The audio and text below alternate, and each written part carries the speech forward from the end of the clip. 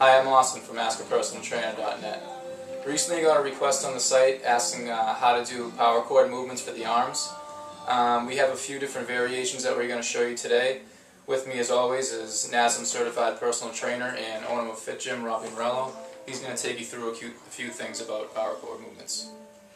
Power cord training is very important in integrating it into different body parts of any given day. And what's important to power cord training is using it to fatigue a muscle. We don't really want to rely on power cords to build a muscle because we're not going to get a lot of building effect from it. But it gives a very even resistance, positive and negative wise, which really can fatigue a muscle.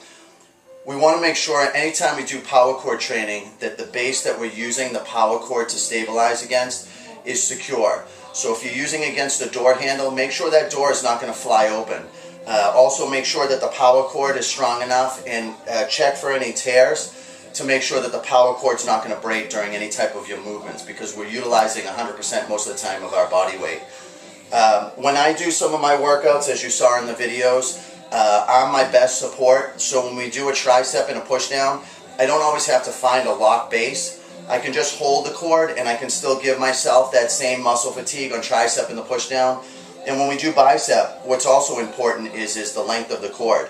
So your control as to increase and decrease the resistance by the way that you're standing on the cord. So usually if you're just holding it with 1 foot, your resistance is going to be less. If you want more resistance, you can hold it with 2 feet. But my biggest point in being a trainer and training clients is the solid base that you're utilizing for the power cord.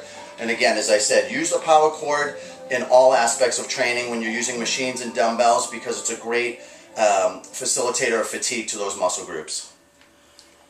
Alright guys, so as always, you can come back and check for more news and tips on www.askapersonaltrainer.net.